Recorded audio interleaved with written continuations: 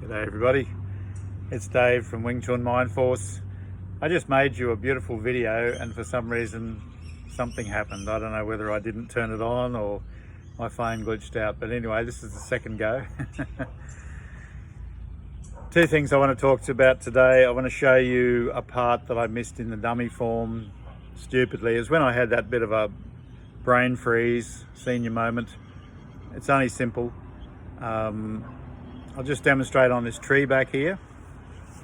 I believe that the original dummies probably were trees with arms, maybe even branches that were used as arms and legs, or maybe they were artificially sort of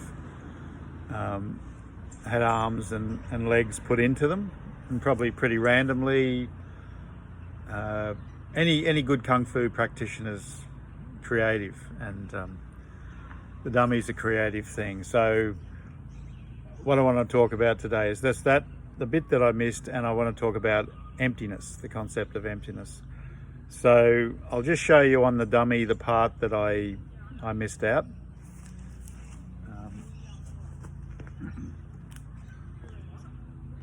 Right, you can see me. So imagine the two arms coming out here, the middle arm and the leg down there. So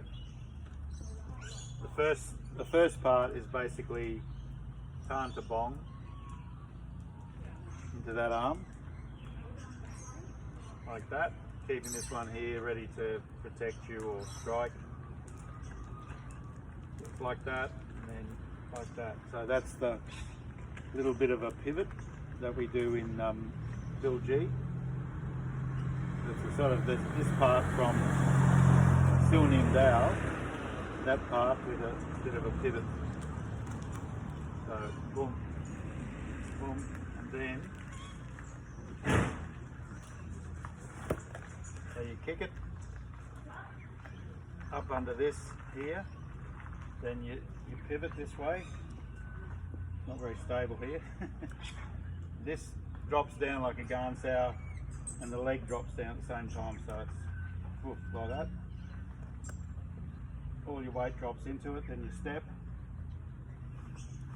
and then you kick,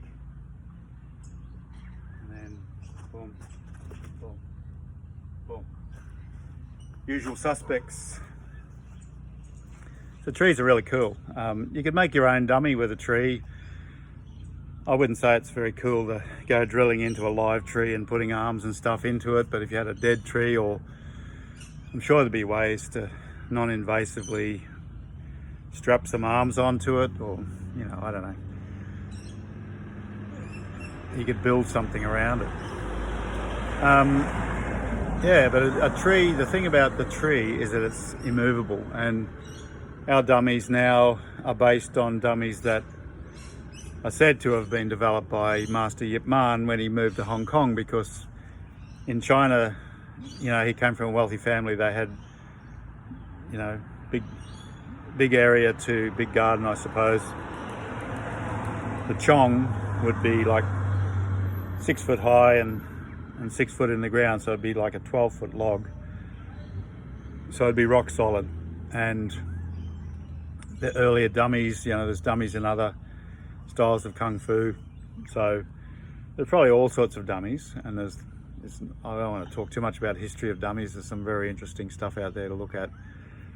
But the thing is, with the dummy into the ground, it's super solid. So there's no movement in it. There's no when you affect it, it's not going to shake or jump around, which is always spectacular. But it gives us the clue, the solidness of that original dummy gives us a clue to how the old masters thought.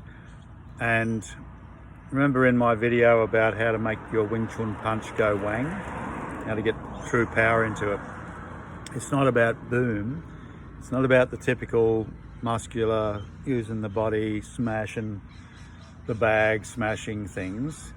It's just relax, fong sung, and then the fist or the palm or the leg, you know, or the foot,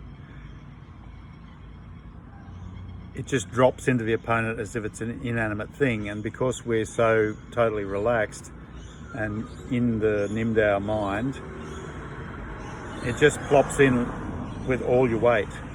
And it's not that hard to understand. If you imagine you're just one thing, like a blob of mercury or gold or water, whatever you want to think of, boom, it just expresses all of it through whatever point touches. So Sigung had said in a video I watched many years ago that as soon as you touch your opponent, they get affected. As soon as you touch them in any way, their structure should be affected if your structure's really good. If you're this unified, feng sung, relaxed mass, connected, you just touch them, they should instantly feel all your weight affecting their weak structure, which they'll have if they're not good at Wing Chun or some other art, but they'll tend to just respond to it as most people would, try to deal with it with their arm muscles or with the back or the legs. So we don't need to move much to affect people. Now, there's a principle that a very senior Wing Chun practitioner friend of mine taught me, which was that emptiness vibrates. That's such a great concept. And what he meant was that when you absolutely empty out of all force and ego and trying to be strong and trying to be hard, this is very much what Wing Chun's about, then you empty literally to a point where you sort of become a vibration. It's like you just got to feel this, but if you get really empty, you feel like a sort of a vibrational thing. And the higher level of Wing Chun, which I've only entered into once, was when you just feel nothing, like you're just a thought. It's like your body disappears and the other guy disappears. And that's pretty far out. If I can achieve that more, I'll be very happy. Because I don't know how it happens. It happened to me sort of accidentally, but it's definitely emptiness vibrates. And another very senior practitioner who I also greatly admire asked me to roll with him one night at a conference, and instead of doing normal chi sao, he said, we're going to do what he called chi arms, but just sort of basically energy arms. Imagine the ball of energy between the hands, and we were just floating on each other's arms. And we did it for a couple of hours, and it's very strange because it seemed to me like about half an hour, but it was actually like 4 hours. So time stood still, and I guess I must have gone right back into that subconscious mind, the Nim Dao, where time sort of stands still. And yeah, anyway, after a couple of hours of this, I started to feel this massive vibration. I felt so soft and empty. I was just floating, and I felt this massive vibration inside my bones, like in the marrow.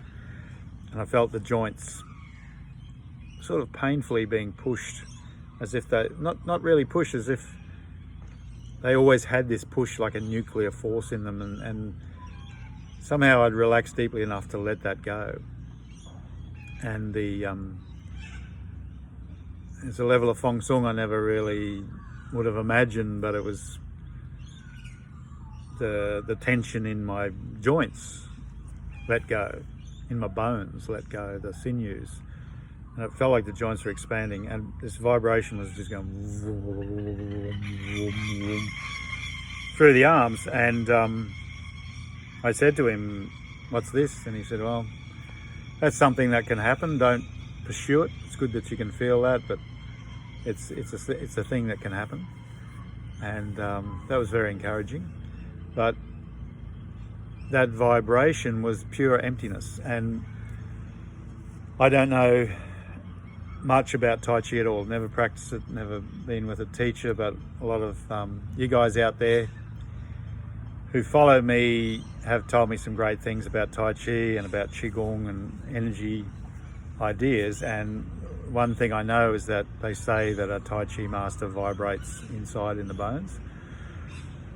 So this is obviously a Kung Fu fact, but a bit of a little known one. So it's pure emptiness, where it's like you're so empty you stop being physical, you become like a vibration. So yeah, and there's weapons now, there's like sort of sonic weapons. That's pretty much what a sonic, anything sonic is sound, but it's really about vibration. And as you would know, it can cook food, you know, that's what a microwave is. It's sort of a sonic type wave, and they've got weapons apparently that can do horrible things to you with sound. All right, so I'll leave it with that. That's emptiness, and remember the dummy, and I'll put the links in the video below. And thanks for watching. Please subscribe. Please tell your friends about me. The more the merrier on our channel, Wing Chun Mind Force. I really appreciate it.